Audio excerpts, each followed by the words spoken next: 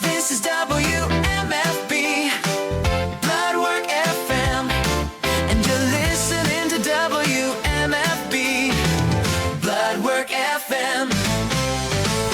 This is WMFB, Bloodwork FM, and you're listening to WMFB, Bloodwork FM. It's going all right, man. How is it going with you? Oh, it's proceeding. It proceeds. It It goes. proceeds. Man, Yeah. I can't believe there's straight up a character in this book just called Bitch. Mm-hmm. And I don't like. I don't know. There are points as I'm reading this where I'm like, I start to get used to it, and then it starts seeming weirder and weirder to me as. Well, as I mean, especially considering like the modern social stigma with the word, like it is a bit jarring sometimes that this character is actually named Bitch. Yeah, this is a And, funny. This is a weird ass piece of text. Oh, yeah. That we are dealing with. That we are now into chapter. Let me tell you, I am right now. I think I'm in the middle of section 11, where they are talking to the little girl doing statistics. So I haven't quite finished. Oh no, But not a problem, man. As every week, one of us or the other is One of not us is a quite- little bit behind. So I'm basically, but yeah. So anyway, But, yeah, that's man, where I'm at. Yeah, if you need a moment to finish it up, like Oh, I mean, then we're here and I now. can- Unless okay. you want to, unless there's something you would. How's your schedule doing? I mean, I was gonna say I'm completely free. I'm just I gotta borrow an edger from my folks and my but that it's not like the end of the world if I end up missing missing them. I can always get the lawn done at some point. Yeah. I mean, is that? Oh, Are we it's talking not about- priority. But or- like, or is there anything. a time limit? Do you have to No, get the no, edger no. before 3 in the afternoon? No. Is that the No. same? Is that the same as a weed whacker, or is that like? Yeah. That's what yeah. okay. I mean, it's like a weed whacker edger. It like has like a little apparatus on it that makes it flip sideways so you can do edging and stuff. Oh. That's pretty neat. All right, yeah, man. It sounds like something I would like to play with. Yeah, those things are pretty fun. But yeah, man, no, I mean, we're here now.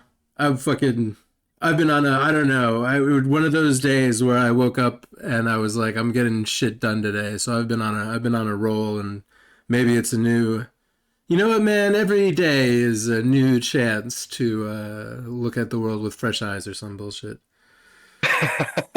I'm really behind, by the way. Yeah. I don't know if you were. I have like not posted the last couple of episodes, but I did. I got a little bit caught up on YouTube yesterday, and I got to post a bunch of these on the actual podcast website. But anyway, but yeah, I'm feeling. Yeah, May took a lot out of me. I was laying on the floor, got run over. You know the guy in Who Framed Roger Rabbit? Are you talking about Judge Doom when he got Yes. ran over by the steamroller? Yes, Yeah. that's how I feel. Yeah. You know what Bilbo says? No. You don't? No. You what does don't know Bilbo about the say? thing he talks. This is like sometimes I'll say like, you know, the thing Bilbo says to somebody who is tired, and they will say, oh yeah, because this is like, you may have even heard this before, but I probably haven't. I just have forgotten. But he says in like the first movie or something, he says, I feel thin, like butter scraped across too much bread. I like that. Mm-hmm. That's pretty good. I like that. That is how I feel lots of the time. Anyway, Yeah. Same. yeah, man. Yo, yeah, I hope you're doing good. Welcome to WMFB. This is Thought That Was Worm. We're talking about books and worms. And, Arc 7. You have finished the arc? Who was the, is it Hannah? Who's Hannah? Is the interlude? Is it? Oh, the Am I interlude. correct? Hannah, Is that it was Hannah? yeah, that's what's her name? Not Miss Armistice. What's her fucking name? Uh, Oh, sh Millet. Not. Is it Miss Militia? Is that who we're? Miss Militia. Yeah, That's what I okay. believe that. I believe that's Hannah's name. She's an associate of Arms Master. Uh,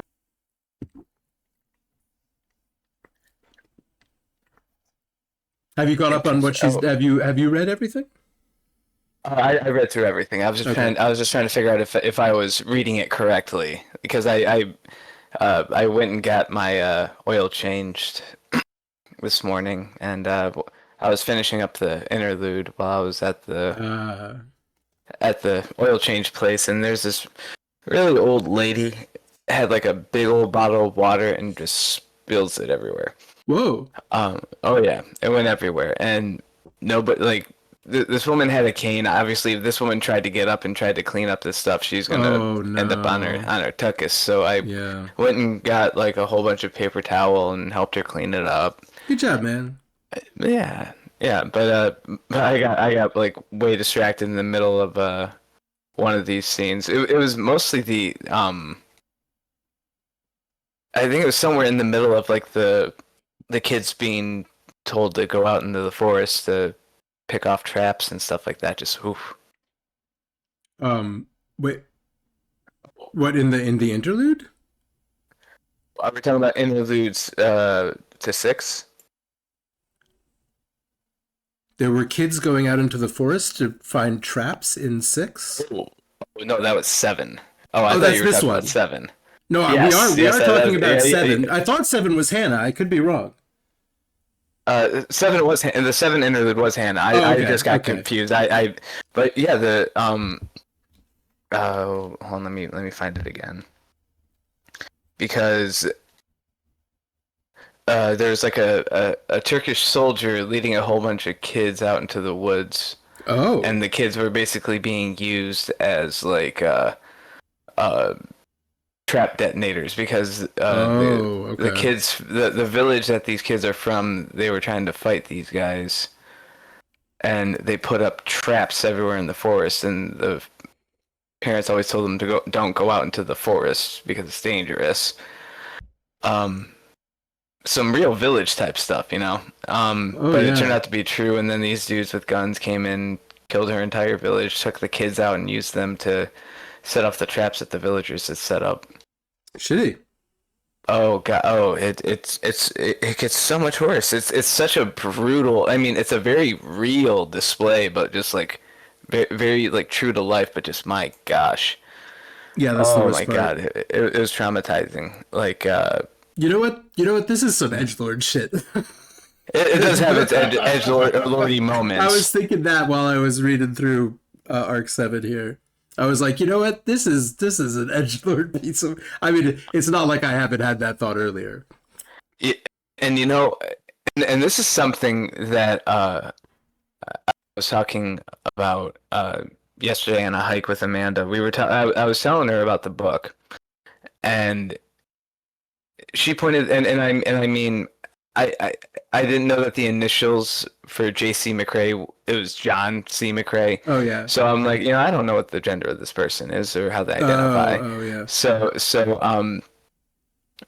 I'm explaining to her like, yeah, there's this one, like, I mean, this poor girl just deals with so much like brutal bullying. Uh, like one time she's locked up in her locker with a whole bunch of used tampons. And she looks at me and she's like, "The hell? Like like for one, like how much do they think that tampons accumulate in the women's restroom? For Yeah, one, that's a for t real. That was that occurred to me. I think I I almost didn't mentioned that. the suspension of disbelief there. So Yeah. I was eating it. And she's like, that's one thing. The next thing is who would collect that for that amount, or who would collect those for that amount of time? And I'm like, and I'm trying to justify by like, these girls really hated this girl. So like, it I don't know, the I people do, like, ordinary people do fucked up things when fucked up things become ordinary, you know? Yeah.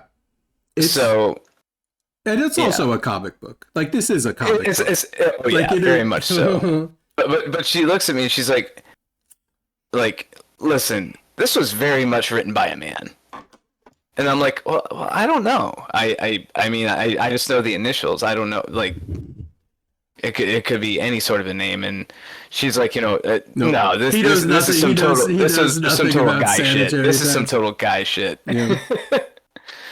No, but I really, But, because I mean, when we were talking about it, I was like, I guess they got him out of the bathroom, but I don't know how many fucking, How long can you, like, I you know, mean, it's not like they're, yeah. months. It's not like, months yeah, of it's not like collecting. it's not like there's a huge sack in there. And now here's us speculating about, which is, yeah, why I stopped talking about it whenever 2 episodes ago or whatever. Because like, good God, what a horrid thing to do. But anyway, and again, going along with it, this gets more and more brutal. Yeah, there's Like, a lot of gross out shit all Yeah. throughout this, and nasty Very people. very 90s-y feeling. There's you a know?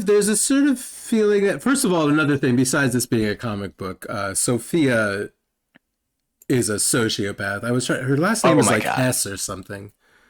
But yeah, Sophia is a deranged person. To Almost to certainly. put it in, to generalize. But I feel like I was, yeah, tampons, Sophia, comic books. I don't know. I'm not sure what I was responding, but anyway. Yeah, just I think the general, the gross out kind of. Yeah, I don't want to say like. Just the It sort almost of has the this, like- internet nature of this. Go ahead if you were about to. Yeah, finish my no, thought. absolutely. No, like, it was more. I was gonna. Now I completely lost. I guess I was But, trying to say there's a certain 4chan-y nature, I think, too. 4channing. You know what? There is a touch of 2011-ish. very aware of internet culture and what they consume. Type stuff, most definitely. It's like a lot of this is a little bit like a creepypasta, like an extremely long creepypasta you'd read, which I mean, again, is just fiction on the internet. It's very. It's not as like.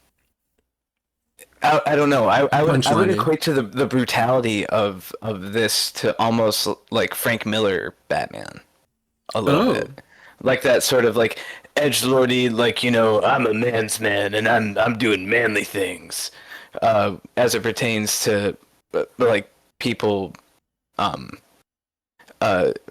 brutalizing each other. Yeah. Well, but it definitely has that sort of like, like especially like, kind of coexisting with these sort of like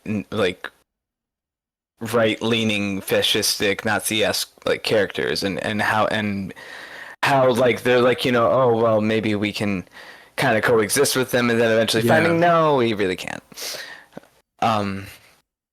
Yeah, Because there's a little more of a gray area than than I would expect these days, basically. Yeah. And like I keep thinking about 2011 and what things were like, and like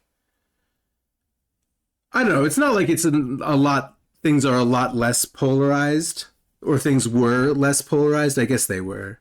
But boy, man, I always get off to a really good start with you. I always smoke a bowl and come down and start talking to you, and then I have very then you get complete sidetracked. thoughts. I always start talking about something, and I'm always able to finish what I was saying. But yeah, I guess it's just that they had to, like, I mean, there's even a moment where like Gru thinks that Taylor might be defending. I guess this is what had me thinking along these lines, is the way that when the Empire 88, when their identities are revealed publicly, and there's a little bit of tattletale and the other characters being like, well, people are going to go after these people's families and like stuff like that. And like, is this like what we want to be doing and stuff? And like, I'm thinking to myself, like, this is like, these are Nazis, right? Fuck them. Fuck their families. Yeah. And I mean, and I can't believe that I'm about to like debate or speculate upon morality based on this weird piece of internet thing from 2011. But like, is that wrong or what? Like, is 2006 so in my head that I'm like, anyone with nasty ideas say? Because really, what I'm saying is, for the most part, well, I don't know. I mean, this might be different because these guys are going out and doing crimes and killing people in the name of, white power. So that's different than what I'm saying, which is everyone that says racist things, fuck them. Should I be saying that? I guess that's my question to you. You can answer it or not. Should I be saying anyone in my town that says racist things, fuck them, lock them up, them if you want. Oh boy. Yeah. Anyway. I would say I will say that racism is something that is taught and that can be educated out of somebody. Yeah. If given the actual facts, the actual truth, and not fantasy and Viking lore and bullshit like that. That's better. You have a better attitude than I do because I am as polarized. You're Polaroided. I'm as Polaroided as anyone else, as any fucking actual racist against that. like that's my problem. That's where I'm at, and I don't know why I'm talking about this coming out of Worm, but. Oh no! I apologize for kind of judging it. No, it was just something I was thinking reading it. Yeah, this shit is about racism. There is serious like racism and prejudice going on all over this book, and right now it is 2026 right now while we talk about it. So I mean, and you know what? At some point, someone has to. I mean, I know everyone fucking is, but I mean, a lot of people spend so much time just, basically already having made their decisions and already polarized. And but you are right. Like we're gonna have to let people change. People have the capacity to change, but at the same time, though, it has to be a good faith change. And if it's not a good faith change, then fuck them. These like motherland motherfuckers. Yeah, fuck them. I think that maybe 50 or so years ago, a lot of people said, you know what? We will change. We're not going to be racist anymore. And a lot of them were lying. And 50 years later, here we are. Hell of a time to live in America. Yeah, it certainly is. Yeah, I do. I try, go ahead. I was trying to actually be a cursor for good in trying to go back to the actual novel, but we are living in interesting times, and it definitely puts some type of tinted glasses on us as we read it. Yes.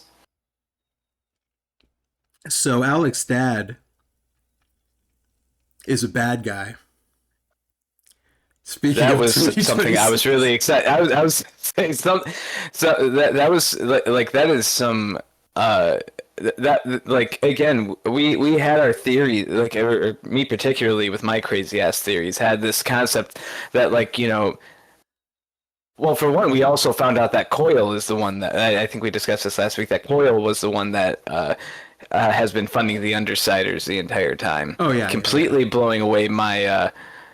The Danny theory? The Dan Hebert theory out of the water. Although, now I really want to write that. Good idea.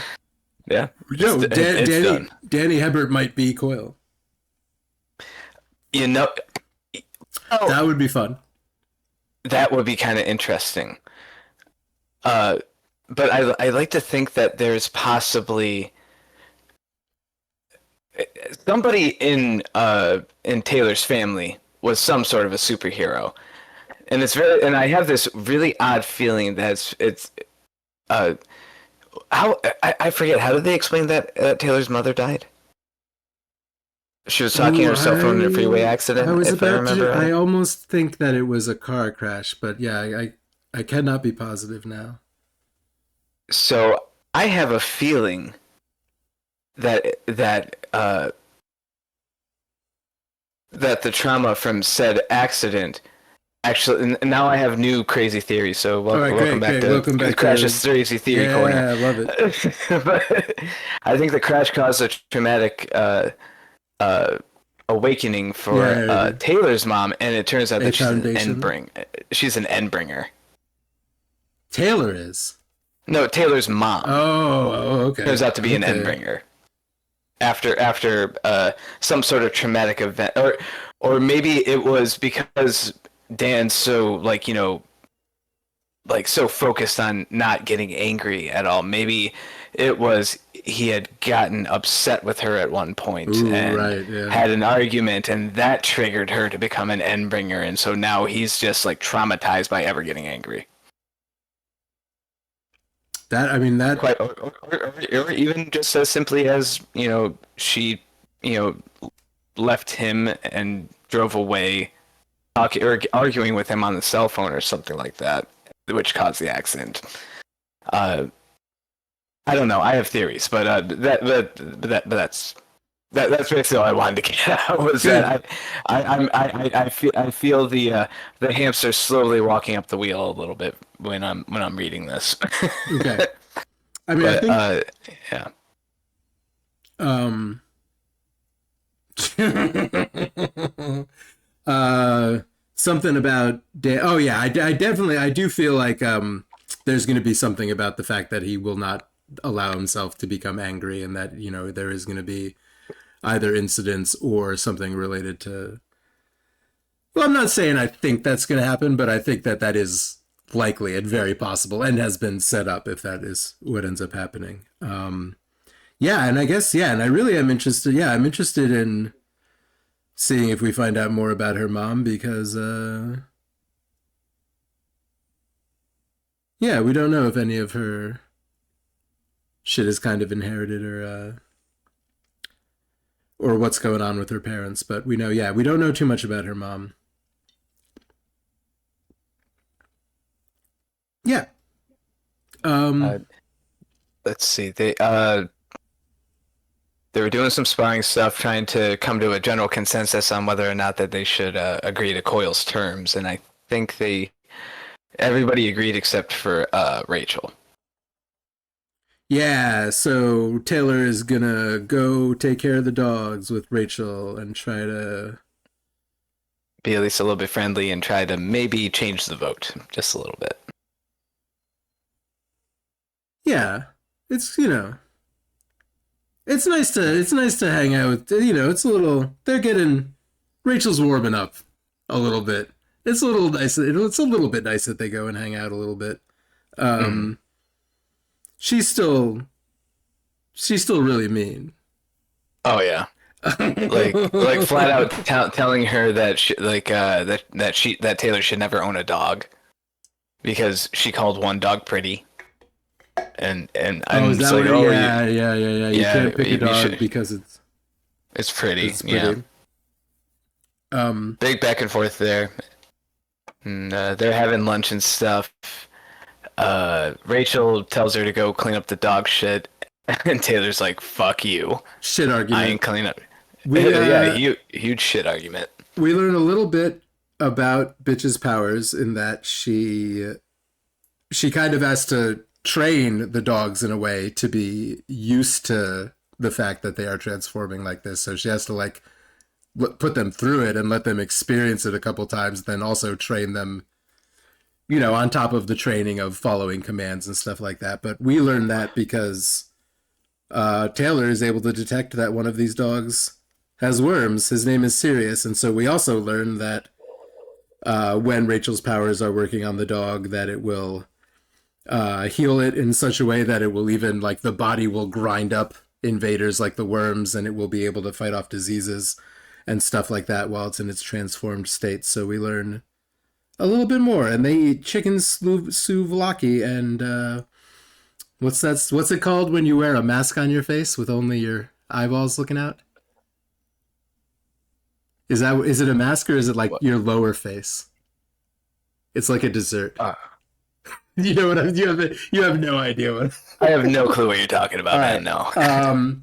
So there's a layered puff pastry dessert called baklava.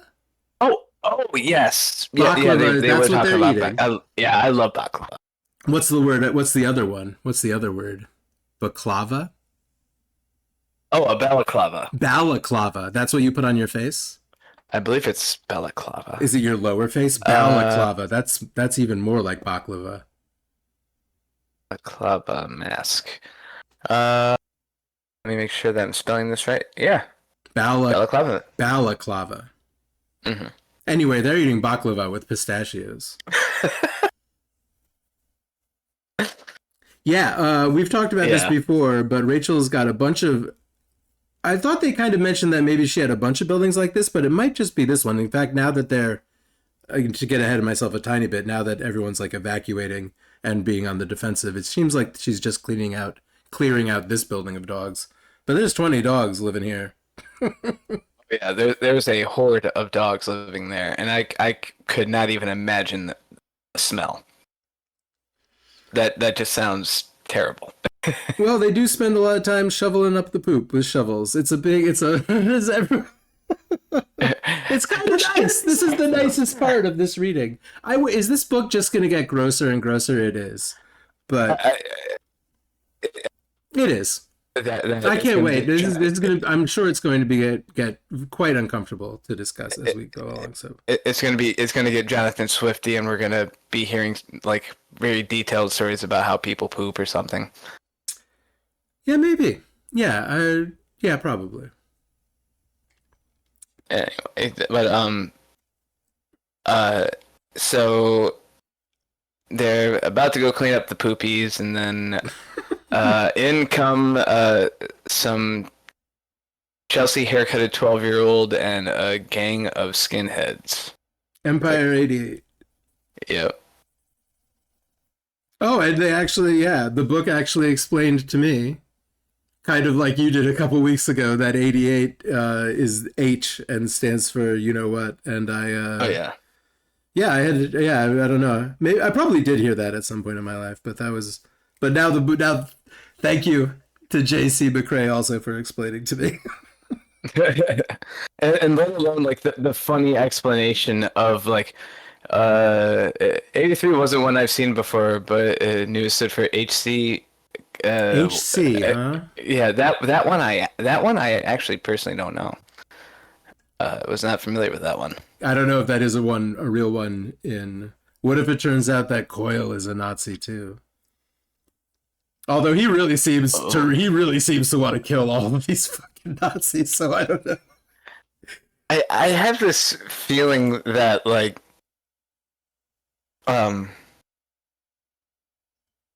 I have this feeling that like Coyle, much like did we ever establish like what type of power that Coyle? Oh, he controls destiny. Yes, he's got money. Yeah, I was just gonna say, like, is that basically what? Is he like Well, like I don't- or like a Ozymandias, but like without the actual superpowers? He just has an extreme amount of power, wealth, and influence. Well, I don't know. Like- Yeah, I don't know if he has any powers. And like I was saying, I was just where I was just at was he's got this little girl that tells him the probability of things happening. So I don't know how much of his, destiny manipulating powers are based on him knowing these numbers that this girl gives him. But I also, maybe I'll finish up when I finish this chapter of that scene. I'll know more about that. Do you know what I'm talking about? This girl that Yep. Coyle has got the. Yep. They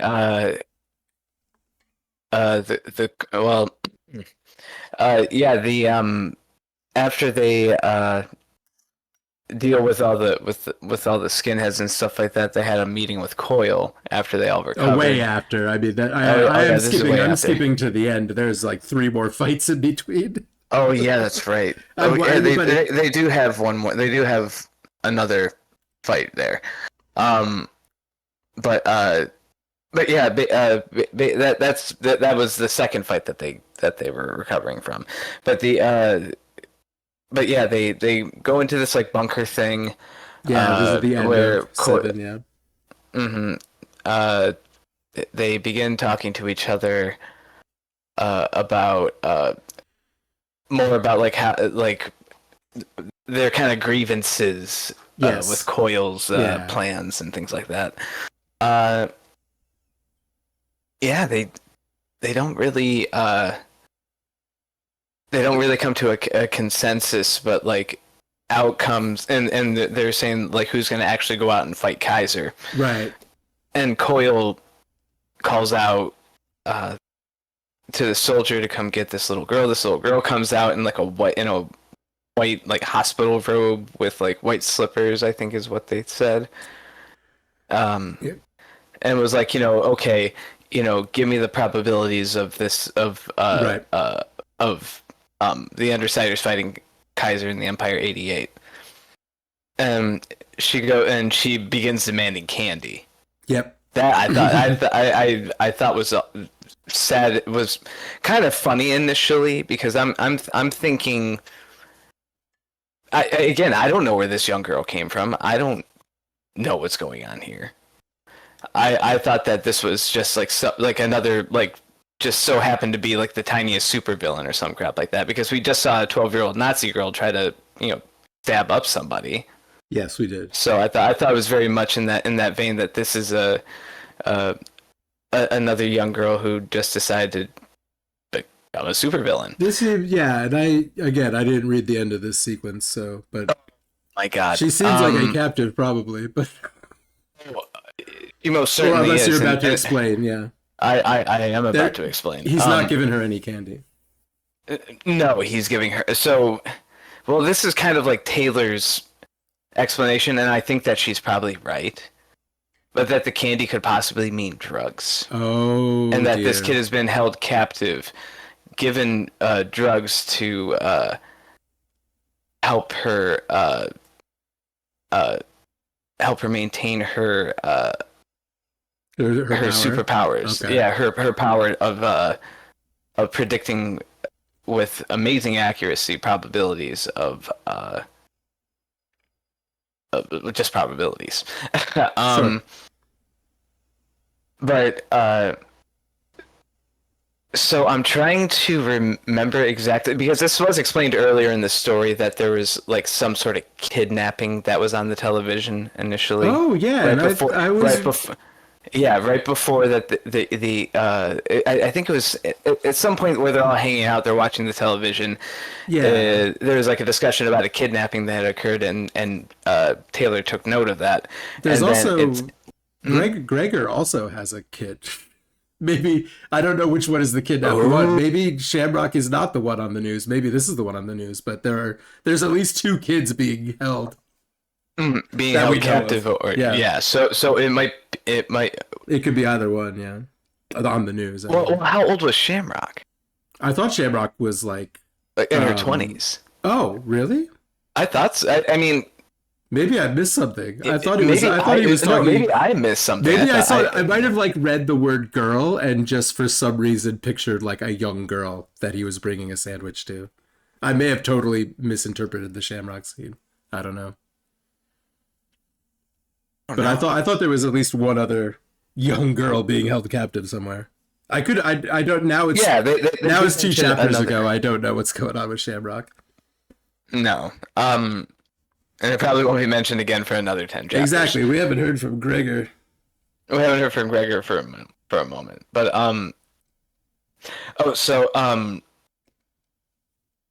it turns out that girl is linked to a missing persons Okay, so it probably kidnapped is child her. case. Okay, it probably is this kid then. Yeah. And this was apparently 3 months ago. That's the other thing I like about this book is how much they actually I haven't actually done the math on how they're actually keeping track of time in this universe, but the fact that the fact that they're trying to keep it somewhat tight is pretty neat to me. But anyway, there is serious like keeping track of world building and like a whole map and what they would refer to as like a Bible for a series. Like you can tell that the writer like knows when all these things happened and who all these and how they're related and like so many little intricate things. It does line up. It's amazing at this point that it all works. And I keep saying, like, considering that this is something that was posted daily on the internet in 2011, but like, I don't say that to discredit this. It's amazing that it is what it is, considering the way the world received it, I guess. Yeah. Excuse me, I just burped there. Sorry. And what was my thought? Now I lost it. Fuck me. Yay marijuana, yay burping. But Okay. Yeah. I think Shamrock is adult. She's one of the people with the tattoo. She's one of the amnesiacs with the tattoo. I totally misread the Gregor the Snail thing. Anyway. But So the young girl on drugs. Yeah, she the young girl that's suspected to be on drugs, apparently. Yes, yeah. But Taylor's intuition is often very correct because she is very also much so, yes. She is also the omniscient narrator, kind of, not really, but she does kind of tell the audience like correct information.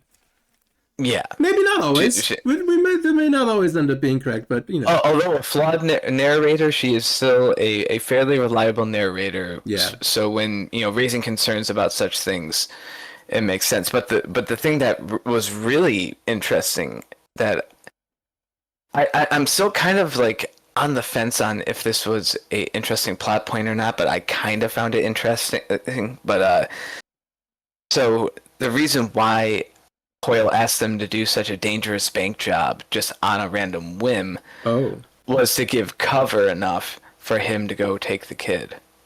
Okay, so that is an interesting plot point. Okay. I thought that was, or at least that's what they're kind of discussing amongst themselves. I think very interesting. Okay, I'm trying to remember if he actually admitted to it or not. But I or don't if just the undersiders believe this to be the case. I'm trying to. It's been like a day or so since I read the. And of course, you know me. I never take notes. I honestly, I've said this to you before, but I almost feel that the way that I take notes for this thing causes me to remember it less in the long run. Like because I'm just like directly translating it into notes, and then like I don't have to remember it. I read it. It's almost like what's happening to the whole world because of the internet. No one actually has to learn any information because they can just pull it back up. It is, but it's really like because I have these notes written down, like my brain thinks to itself, well, you don't have to actually. This is why I was shit in school because I would take notes and then not learn anything. So the opposite of what's supposed to happen. Reading comprehension, yes. Yeah. I had a lot of trouble with reading comprehension when I was younger too. Man, and I mean, and I can remember like really important, like plot points, but like finite, like larger story, I could definitely go about it. But like the finite details, I generally seem to forget. This is like what's cool about storytelling and fiction and writing is the fact that the viewer, the audience, the reader, whoever, they always absorbs some different amount of what you put down. Like sometimes it's just some people get certain impressions of the story and then we all get to sit down and talk about it and different people have different takes on. Yeah man, reading shit and talking to people is writing books and reading them is a weird sort of communication that it's a weird sort of stranding that we're doing. A weird sort of stranding, that might be a slogan that I end up using somewhere. Sorry.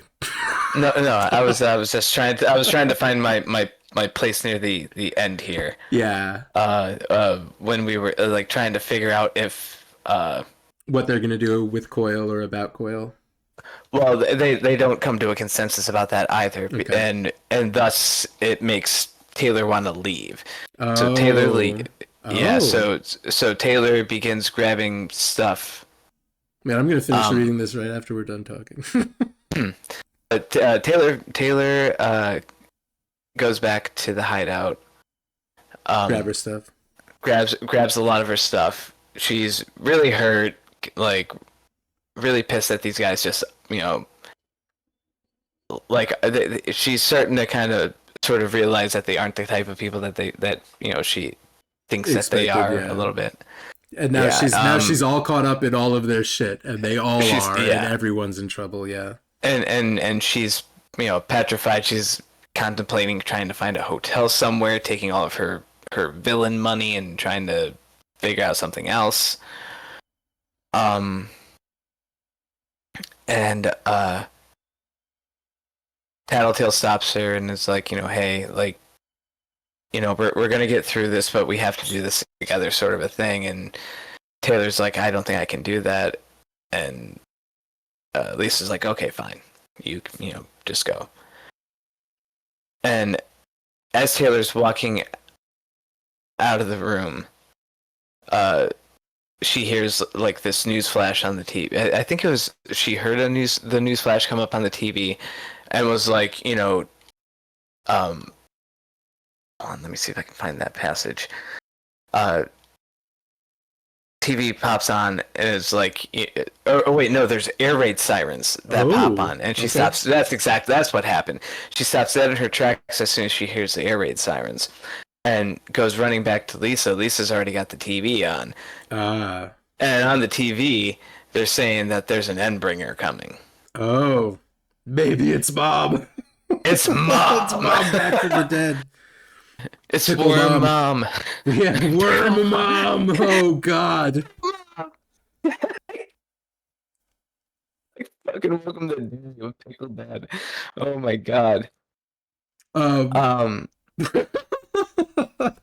It's Jeez. Mom. TV was showing evacuation directions and rotation of images. Leave your homes, find the nearest shelter, find the directions of local authorities. And initially they thought it was Bakuda. Sure. And Lisa's like, no, it's an Endbringer. And Taylor's like, I gotta go save my dad. Lisa's like, no, we've got to go save the city. We've got to do the hero shit. We got to actually do some hero shit. Yeah, now it's time. This is a very now is the time for the real hero shit. Which we don't know too much about exactly what an Endbringer is. I imagine we're going to find out more in this next chapter. But we've seen that thrown around, but we haven't. I mean, I think in the initial. It was in the Danny chapter, yeah. When they had the documentary about one of the Endbringers whose name I forget. Oh, was that guy one of the Endbringers, or was he one of, or were the, well, yeah, now it's been too long, I don't know, but I know. Yeah, I don't recall. Scion, yeah, with an S, right? SC. Yeah, hold on. Yeah, like the sorceress stabber. Yeah, it's Scion is the guy the documentary was about. But either he was like one of the first parahumans. Does it say that he was also one of the first Endbringers? I'm trying to find the word in the find tool, and it's not coming up. So I might have essentially made that up. That term was mentioned in the neighborhood of that documentary, or at least around that time. Because we talked about when they were going through the class system of the of the type of parahumans, yeah. I want to know what the definition of Scion is. Oh, it was that weird car. Remember that? Youth-oriented sporty vehicle produced by Toyota. Scion definition. What does Scion mean? A descendant or heir of a wealthy, aristocratic, or influential family. Okay. Well, maybe he is the scion of some alien parahuman. We don't know much about Scion, but maybe we will. And maybe we'll find out more about the Endbringers. But if that's kind of, yeah, that's kind of where we end up on arc 7. But there's a lot of stuff that we kind of didn't talk about. Is there anything you want to add about where we are at the end here, or? Yeah, we were at so so around the time that uh Rachel and Taylor are fighting the Nazis. Oh yeah, she makes a bug man, which she's sort of She done makes before. she makes a bug man I to like this move. Yeah, we've seen her do it a yeah, that couple was really times. clever. So they're like shooting the head of the bug man, which was just above where Taylor's head actually was. Yeah, Which again, really clever idea. she's small Like, and inside the bug man. that's so fun. I like the bug man. Like I can think of the visual of that, and that sounds really fucking cool. It's like better than the Nick Cage CGI. The base. Is this the Nazi girl that she slices across the forehead, or is that Rune later on? I think that's Rune. I believe it might have been Rune. Yeah, no, this is, but yeah, and I don't think there may be a young Nazi girl here, but there's definitely a kid shooting a gun talking about how he's gonna prove himself to the Empire 88 by, killing one of their enemies. But they get their asses kicked before Brian even shows up. Mainly, And they even had time to clean up the poop. yeah, they even have time to clean up the poop after driving these guys off. But yeah, these guys are throwing bottles. They want the dogs out of the neighborhood. They've already gone to a fight with Bitch because of, or they already know that there's trouble between E88 and Bitch because of the Hook Wolf's dogfighting ring. All kinds of nasty shit. But yeah, they do get their asses kicked by Skitter Taylor. And yeah, as they're cleaning up the poop, they're talking about all of this kind of going on, which is when a big info dump occurs. Coyle has sent out this email, and I don't know, I don't know if he has sent an email. It's an email. I don't know if it's going to everyone in the city, but it's public knowledge. And already there has been a kidnapping. And well, the public knowledge is Another kidnapping, yes. yeah, another kidnapping actually. But what has become public knowledge is the identities of Kaiser and the superheroes involved with the Empire 88. Sounds like all of the members of Empire 88, the names and addresses of their families. And an interesting thing I noted is that Kaiser and Purity and a lot of these, maybe it wasn't Purity actually, but another Empire 88 guy, these guys are all involved in pharmaceuticals. Their main deal is that these guys are pill slingers. These guys are the heads of pharmaceutical companies. Do we have 2 seconds for another Thrash's fucking ridiculous theories corner? Yeah, let's have a theory.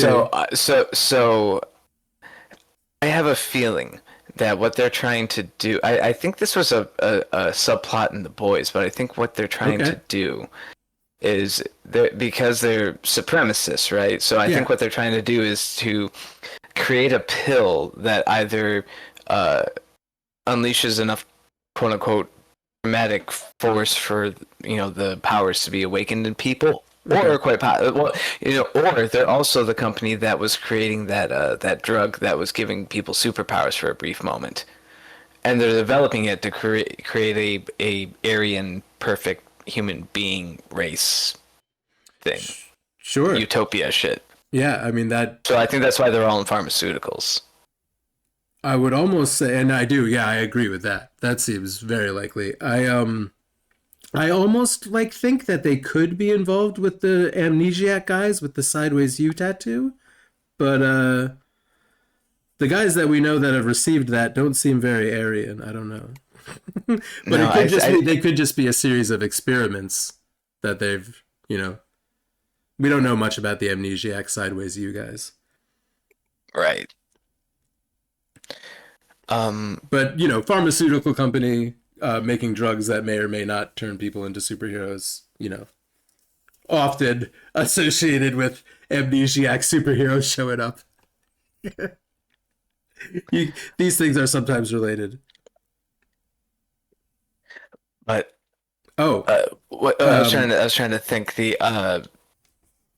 I'm trying to remember whose child gets Purity's. Purity. We've already had an interlude where Purity is very concerned about the safety of her child. It has something to do with why she went back to work for Kaiser in the first place weeks ago. And now, when this information comes out, people are attacking the Empire 88 at their homes, and someone comes and kidnaps her fucking child, which I guess this is where we're at. Like, if you find out that if you find out that your neighbor is a big Nazi, like going out and doing violence, Nazi violence, should you go over there? I mean, her child was kidnapped by some other cape or something, but and you know what? Don't answer that question. You should not go kidnap their child. No. They're like, again, it is a learned human behavior, and frankly, that kid has nothing to do with the horrid things that were taught to whatever this woman was taught. You know. Yeah. A lot of people grow up to be polar opposites of their parents anyway. So. Right.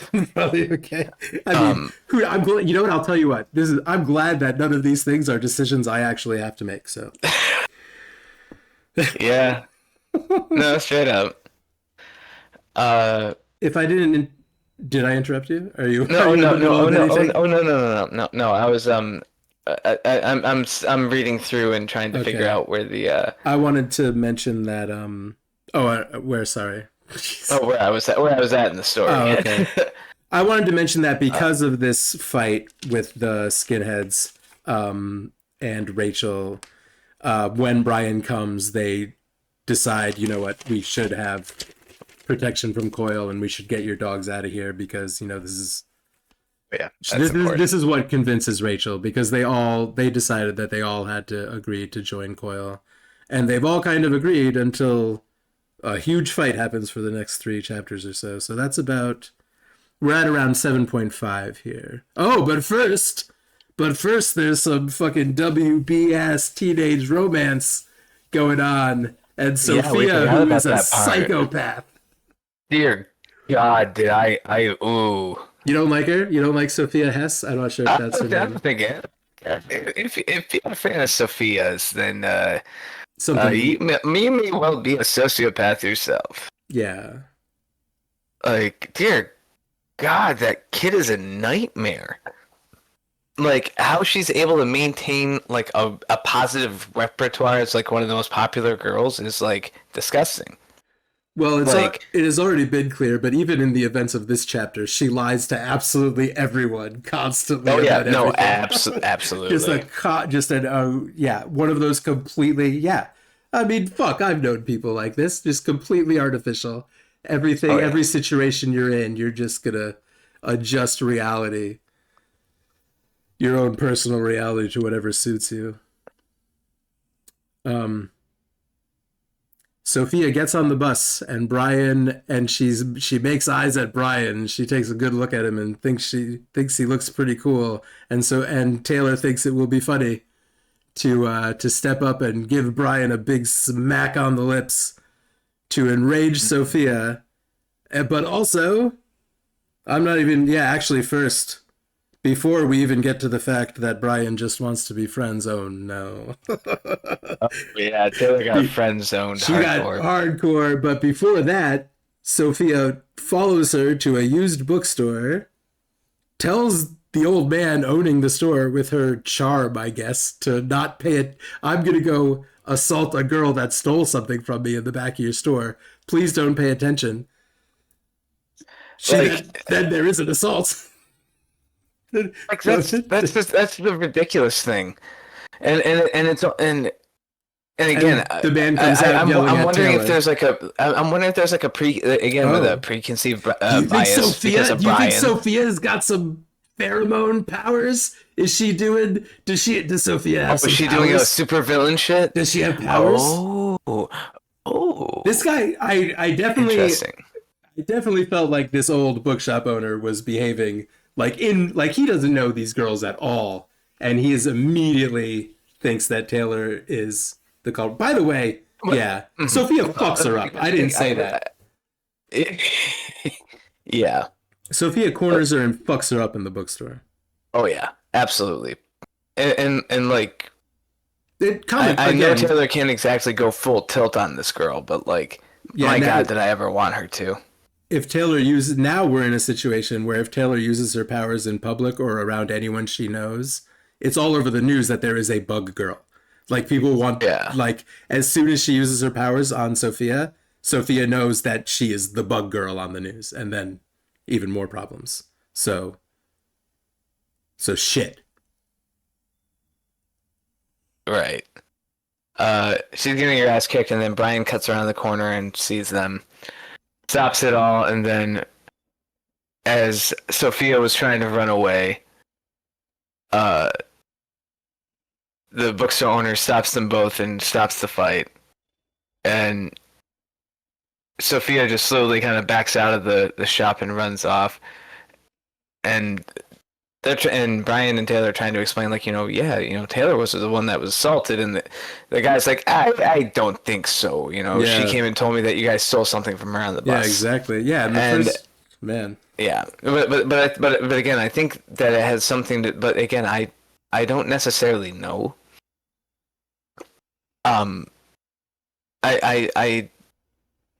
I feel like there might have been some sort of like, yeah, there had to have been something. There was something really fucky about it. He was You really know? like, it was like the first thing. Well, sometimes like the first thing a person hears, that becomes their truth immediately. So like maybe if the girl came in, Sophia comes in and goes, that girl stole something from me, but it's still, Like, he's let alone still- well, he was really quick to Yeah. to kind of point to Taylor Taylor, and Brian and yeah. be like, hey, I can see you in the back there. Don't steal shit. oh yeah, even All right. beforehand, as when he was even telling Taylor not to steal anything before. So Before he's like, Sophia aha, came in, my yeah. suspicions were true. Yeah, he took one look at her and was like, that girl's up to no good, which, I got some sympathy for that kind of thing happening to you. Oh, Oftentimes I have man. been up to no good, but many people have looked at me and gone, that guy's up to no good. So, Oh, oftentimes I- they were right. So I can't I be mean- too bad about it. I mean, I generally tried to keep my nose clean, but I definitely knew how to get myself into some trouble. Brian is oblivious to fucking everything. I don't know. I don't know. I mean, I don't know. I'm kind of on Brian's side with his family and knowing what's going on with him, and I kind of can Yeah. understand how you could be oblivious in this situation. But also, if he's like 17, I don't know. like you like, come on, I mean, guys, fellas out there, Yeah. we're morons. We're fucking morons. That's Let's true, just- yeah. Frank, You might just frankly. You can, yeah. I mean, sometimes, yeah, you can be dumb about this kind of Sometimes shit. guys are dumb. Yeah. I mean, well, all the time. and this was and well, a good majority of the time, yes, but like but this is a case, like, I mean, I have been in this type of a situation before too, but it was even worse. I had a friend of mine that was that apparently liked me back in the day, Okay. and I had like some other girl at the time. Sure you did. And so I call her up one day, and I'm like, hey, I gotta ask you something about like, about like dating somebody. And she gets like, apparently, and she tells me this story like when we were in our like late 20s. And we had a laugh about it, but like, Yep. but she's like, like, oh my God, butterflies in her stomach. She's all excited that I'm gonna probably ask her out or something. And she's like, and I'm like, so there's this girl at school that I really like, and I'm wondering how should I go about this. Man, I know, that's a classic. so good. But again, guys are dumb. Yeah. That's so funny, man. That's like something on a fucking TV show, that kind of shit happening. Oh, that was definitely some Degrassi Junior High type shit. Yeah. most definitely. But yeah, like I felt it was kind of like similar. Like, sometimes guys don't get the message. You have to literally put it onto like a cue card with big bold letters of some sort, like Yeah. like a one of those airline guys with the Yeah, when orange you're at flashlight the things. oh, Yeah. like is that called like semaphore or something? They're not an air traffic controller, No. but they're like the guys on The the guy runway on the with runway. Yeah, there's a that like those signs that they make with their hands. I think it's Yeah. called semaphore. I could be wrong. But anyway, anyway. But yeah.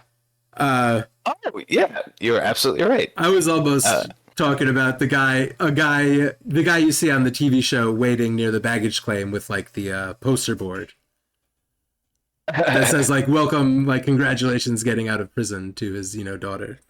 Oh my God! Did you You know. see that video of that old lady who was getting off of a plane, and her family had a welcome back or welcome home from jail granny or something like that. Yeah. Dude. That's what I'm talking about. Yeah, that That shit's fun.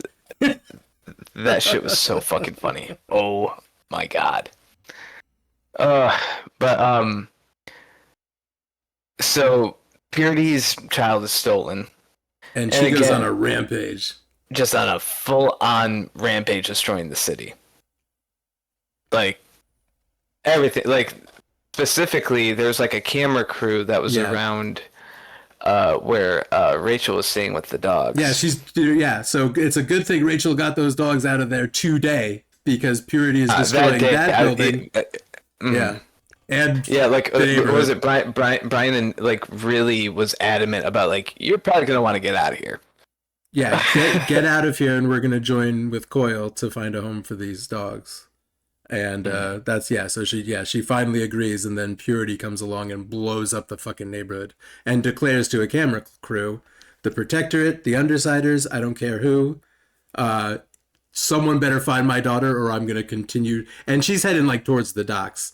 They feel like she is destroying areas that she is gonna just inadvertently destroy their hideout because she's looking for them because they had a fight with her. We didn't really specifically touch on this, but a part of the big problem and why they're mad at Coyle is because he released all of this info like at the 30 minutes after Bitch and Taylor were fighting with Empire 88 guys outside of this building. So that's why this building is targeted. That's why they're looking for the Undersiders.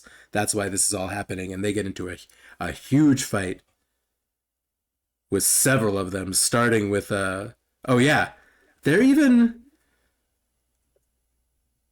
is there a reason they start this off riding in an ambulance? It might just be because they end up needing to be in an ambulance. But I think So there's a barricade around where they're Purity using the was ambulance, destroying to shit. So sneak they're through. using ambulance as cover, and it wasn't very good cover because Hook Wolf. Hook Wolf, caught their Descends. scent. You know the term Bayformer? Bayformer? No.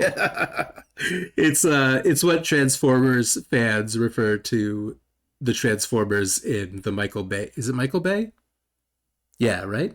The guy that- Michael Bay does Transformers. Yeah, Yes, I 2005. believe, Yes. So yeah, the way that it is described as Hook Wolf being just like a whole bunch of metal plates and screws and hooks and things sliding along each other and themselves, and like it sounds like the way those Transformers are animated in those like 2005 2010 movies. But anyway, yeah, Hook Wolf is super Nazi Wolverine. He's got metal parts.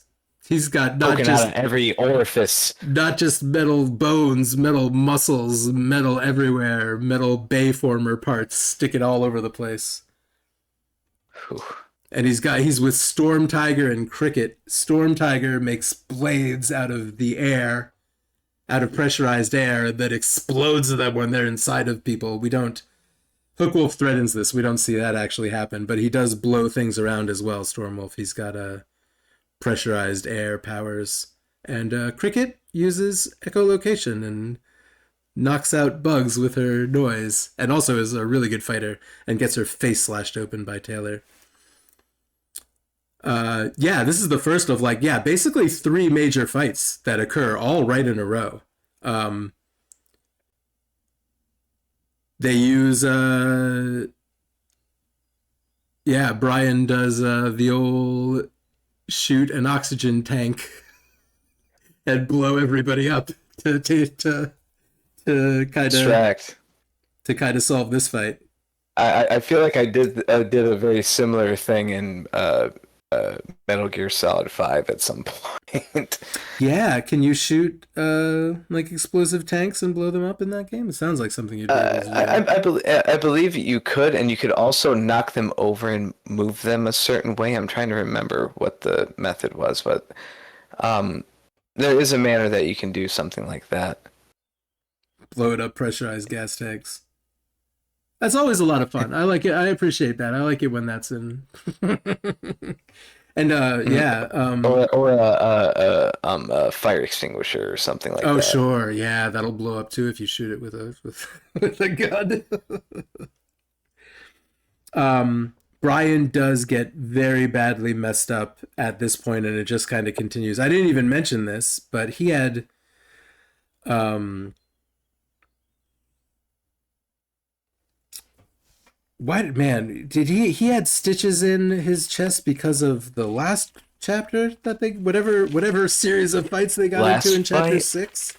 Yeah. I But believe he did. his stitches are ripped open now, but they I believe it was for man. Oh yeah, they were fighting Arms Master and shit in the end of 6. Hmm. Um anyway, yeah, so he's got stitches that are now ripped open and before even getting his ass kicked by Cricket, and then basically it just continues. They kind of get away from Storm Tiger, Cricket, and Hookwolf. And then they encounter Purity fighting with Glory Girl and the New Wave. Those are the good guys. Those are Glory Girl is Protectorate adjacent with her sister Panacea and New Wave, and so we talk about, and it's actually her sister and her cousin or maybe her niece are also in New Wave.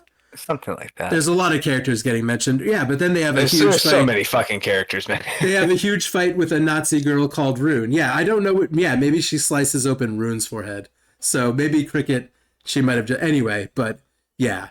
I'm starting to lose track of the characters and the fights going on. But then they fight Night and Fog, which is kind of the final fight where Brian gets totally fucked up. I've kind of been stampeding on if there's anything you would like to say about any of the things I just said.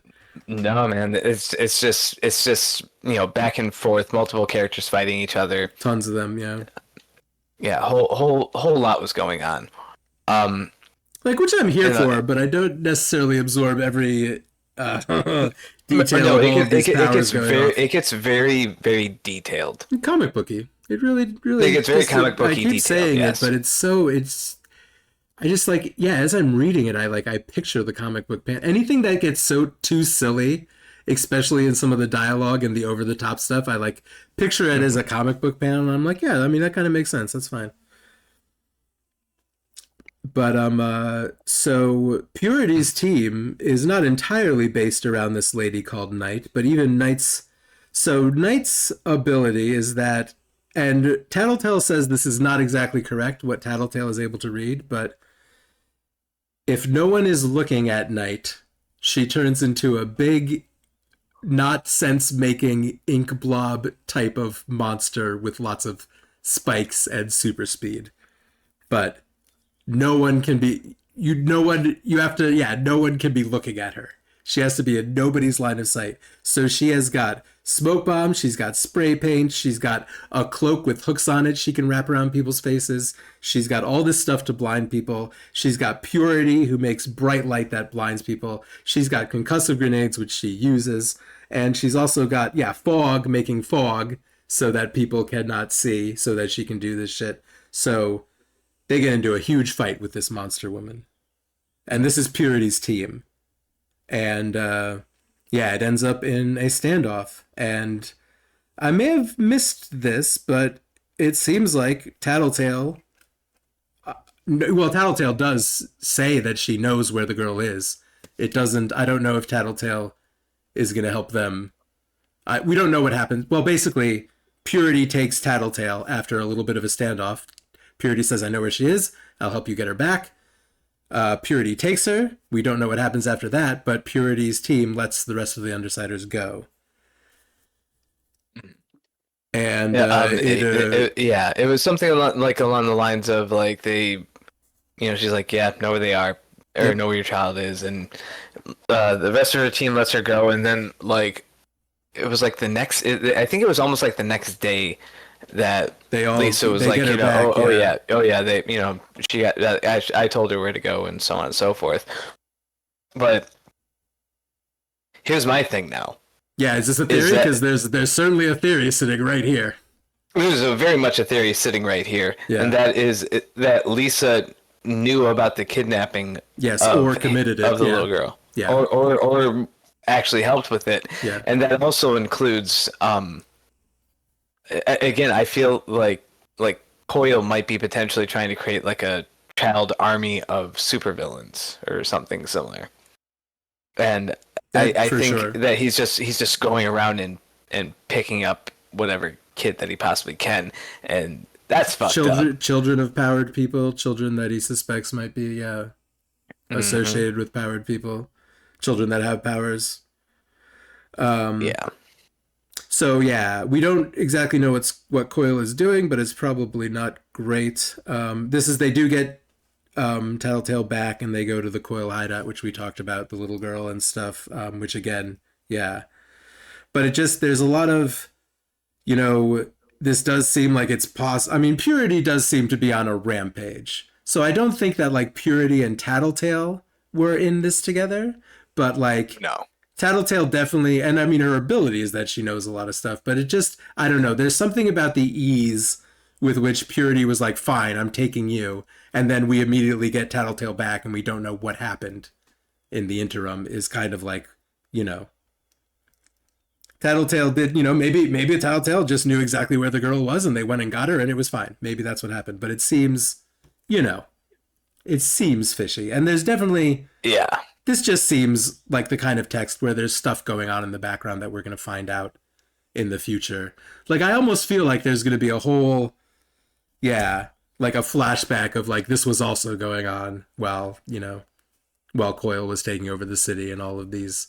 We definitely know that he's doing politics and machinations and trying to turn his enemies against themselves and each other. So, we'll see. Oh, but the other thing I forgot to mention about this little girl coming up with all these probabilities. Ah, yes. I feel this is really important. So he asks this little girl what are the probabilities of the Undersiders beating Kaiser. Yes. And she's like, like 30% or something like that.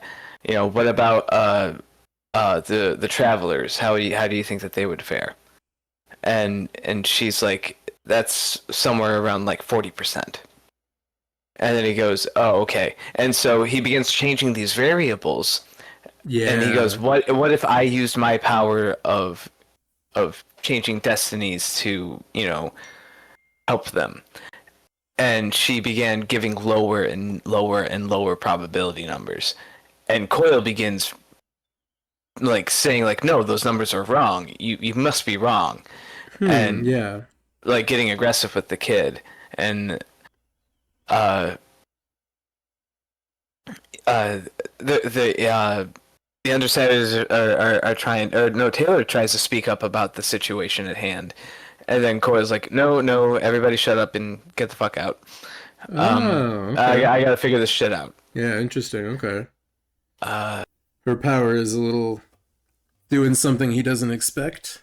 It's fluctuating. It's fluctuating in a very weird manner that that he wasn't really expecting. I wonder if it has something to do with Lisa's weird knowledge powers being nearby and her knowing things, or artificially gaining knowledge from being around this situation, and that changes the probability of what, if you know the future, it changes it, kind of thing, maybe. Mm-hmm. I don't know. I didn't read it yet. No, but what I will say that I think I might have remembered something, or I've reread something that made me remember about the reason why Taylor was saying like maybe the candy that he's giving this kid is actually drugs, is because this little girl, every time that she comes up with a probability, she gets like it just gives her debilitating headaches. Oh, and she needs the candy in scare Quote quotes unquote. to, yeah. The candy was a euphemism for drugs. He's keeping her strung out so she'll cooperate, give him his numbers. Um, Yep. and pretty much everybody was like, well, we don't necessarily know how true that is. We don't necessarily agree with this, but oil's the best option that we have at this point. Yeah. And Taylor's like, no, this is fucking ridiculous. You people are out of your goddamn minds. Yeah, This that's man what you were. is like kidnapping children. No, we're getting the fuck out. And they're like, well, no, Taylor, sorry. And so in turn, Taylor's like, well, fuck y'all then, out, and just up and leaves. And as she's trying to leave, Gru tries to stop her by reaching out and trying to grab her arm, much in the same way that Danny tried to grab her by the arm as she was trying to walk out the door. And she, in an absolute fit of rage, raises up a gigantic wall of bugs between them. Ooh. And as she does this, through like the little ripples of bugs, and I'm visualizing this, and it sounds terrible. But through like the little gaps in between the bugs, she says that she can see bitch calling up the dogs, and that they were in the midst of transforming, and that they were running for the wall. And then Gru stops him and goes, no, just let her go. Oh man. She is at odds with the With her people that crew. she left dad to hang out with. Boy. She's running It's low like on friends. This is, yeah. It's like that Freakazoid PSA, or that after school special where Freakazoid was like talking about like little Susie and little Anne or whatever, and little Anne begins neglecting little Susie because Anne was hanging out with the wrong crowd. Oh. And so Anne got really depressed and just started eating cookies and got bigger and bigger and bigger. And then Freakazoid asks the the Weenie Hut guy, "You got any cookies, Mike?" I don't know. There's some stupid shit that I remembered. Yeah, And man. that is like one of my favorite shows. But After school, yeah. but yeah, it very much reminded me of that type of thing. Very much like, young girl gets in with the wrong crowd that accepts her, but it's unfortunate because the wrong crowd is the wrong crowd. Eating cookies. They're eating cookies and hiding in a tree and getting and getting diabetes or something. But yeah, this is very much like the stereotypical, like, this is what happens when Yeah. you like No, Holy she's Grail in, at the end of Last Crusade. You've chosen poorly. she's in an after school special situation for sure. She's got Very much nowhere to so. go. Her new friends are getting into worse and worse things, and yeah, man. Shit. Well, we'll see what happens. The next arc is called Extermination. Arc 8 out of 30. They are getting longer and longer, so yeah. They are getting quite long, and that's been one of the more stunning things to me about this book. Although there are a couple that seem to be shortening, but it doesn't necessarily mean that like the entries I mean, aren't as far long. as how many segments, yeah. No, I think the segments are getting longer and longer, especially as yeah. he starts describing action. I feel like he really likes talking about the power. I feel like I feel yeah. like the author is starting to really get into like, especially a lot of the descriptions of people using their powers and a lot of these fights, because this is a very action-heavy, combat-oriented book. Like it's almost more action being described than in most novels I have read, and probably in most novels. But again, this is a you know, an interestingly, you know, web published, independent, you know, very different than a lot of stuff. You know, people have probably read, you know, and yeah, yeah, no, yeah, lots, Yeah. yeah. He's getting into He's getting into the he's combat. getting very detailed. Yeah. He's very, very detail oriented. Like, um, really trying to get you to buy into everything, you know. Yeah, there is a very intricately plotted and planned and connected and like yeah, there is a world here, which is one of the more interesting things about what's happening. Like because the all like you know, as far as I can tell, you know, I haven't seen any major plot holes or anything that doesn't line up, and there are definitely you know we've seen things pay off that have been hinted at in the way that it just kind of yeah no it's yeah it's put together well and yeah I don't know I've said that a bunch of times I'm not really sure I'm still you know still pretty high still a fine afternoon Same. still you know yeah But yeah no, thanks for being here man. I feel the same though. It's really developed a very interesting world for people to actually like buy into. Um, you have characters that you can empathize with. As much as it seems like there's a general revolving door of protagonists, antagonists, and gray Yeah area characters in a of very the comic same booky ilk. way yeah it's just It's very comic booky. You're very uncertain of a lot of people's uh, personal motives until they actually like tell you straight up.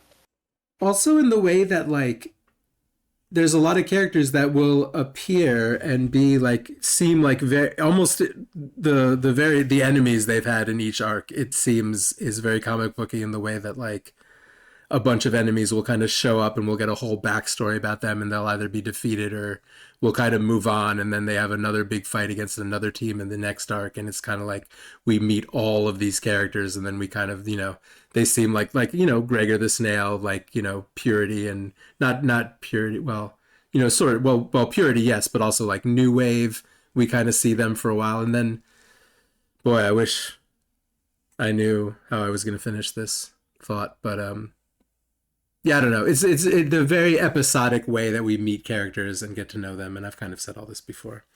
Comic book shit,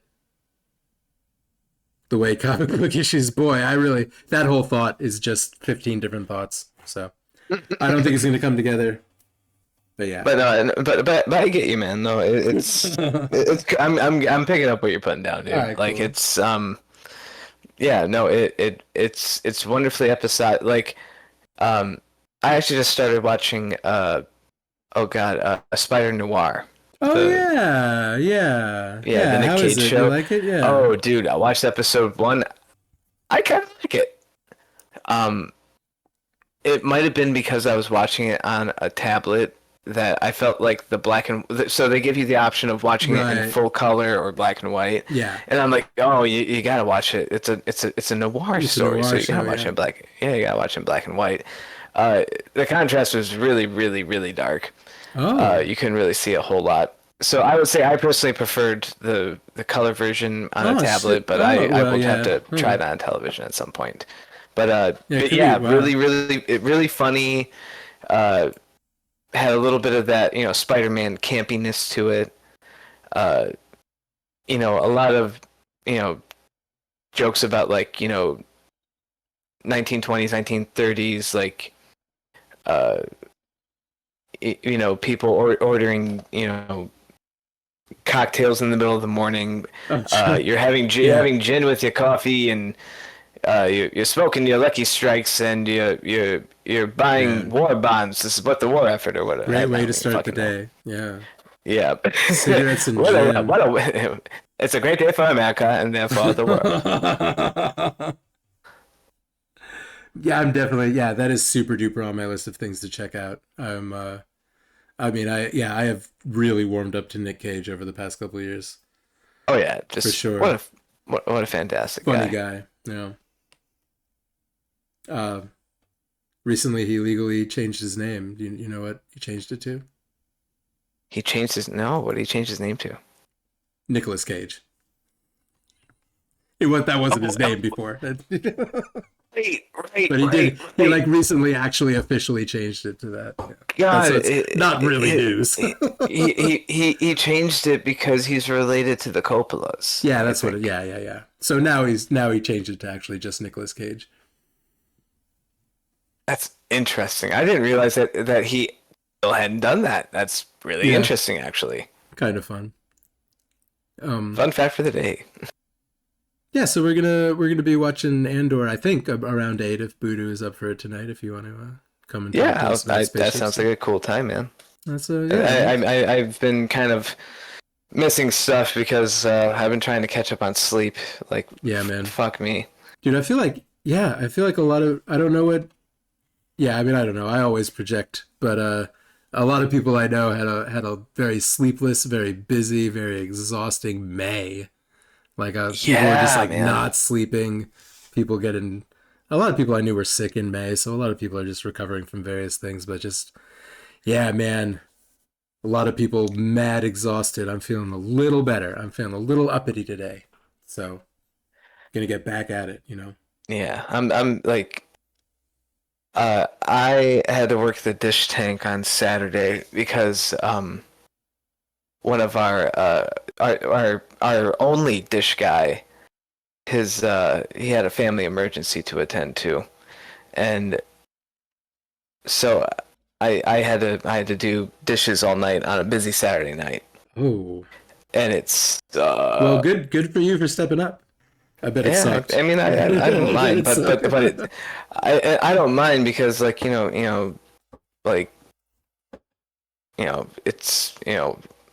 it's gonna help everybody. Why the hell not? Yeah. And if anything, it gives me a little more extra time to have a cigarette break because I just wait for the next bus tub and just go out for a smoke for a moment and then fill the next bucket and then just keep moving. But like I'm exhausted, and then the next morning I went on a hike with Amanda and it just killed me. We had to stop multiple times. Yeah. I had to stop multiple times, and she was kind of. It wasn't like mean ribbing, but she was kind of ribbing me for it. But I persevered, and we even did the hard course, which so neater to that. That could be. I mean, when there's multiple difficulties of hike and you go on the hard one, that can be a nasty thing to have to do. Yeah. It could be really hard. Although I will say that I feel like I don't know. It's also kind of like flipped my mental state a little bit because like I've been coming home from work feeling like achy and exhausted. I'm just like, okay, I'm going to bed. Good night. Fuck it. Yeah. And I'm thinking like a tiny walk or something like that at the end of a shift or something, or just some sort of like short physical activity to really get me tired really puts me to sleep. Oh yeah. And resets me. So I'm contemplating, but the only problem is that like I get home at like around like 11:30 at night. Yeah, it is. And I'm not going to be the creepy guy walking around at 11:30 at night. I mean, yeah, I guess that's a concern too. I feel like by 11:30 at night, the body is unwilling. It's just like got nothing left. I for sure have nothing left at that time. Most certainly. But yeah. It still wasn't a bad night. I had some extra help from one of the line dudes. Good. And, yeah. We got some good dudes that are willing to help each other out. Man, it's nice to real team spirit, Yeah, that's what we need here. Indeed. Shit's good. Yeah, it's good to get things done. It's good to go for walks in the woods. Real good to do that shit. Mm-hmm. Go support your local city, county, state, and national parks. Yeah. Because for the love of God, they are taking away billions from these fucking people. And that means billions of wonderful saved resources are being taken away from you. So, go support conservation. Yeah, and go to the library and go get a library card and get Libby on your phone also. Yeah. Yeah. Yeah, go to Really the park, go to the park, and go to the library, and give your money to those things, and don't pay your taxes, because. Well, I guess that's enough for today. I don't know if you can legally say that. As your counsel, Yeah, I don't know who said that. I think it was Henry David Thoreau. It was a baguette. Yeah, it was. Yeah, originally it was Henry David Thoreau. Yeah, I haven't read any of his work, but I do like the thing about that we talked about men living lives of quiet desperation. But yeah, man, always a pleasure, dude. Yeah, you too, Thrash. I hope things are good. I'll talk to you tonight if you're around, and yeah, Yeah, man, I'll talk to you real soon. Make it up. Yep, you take it easy, man. Peace, man. All right, peace, bud.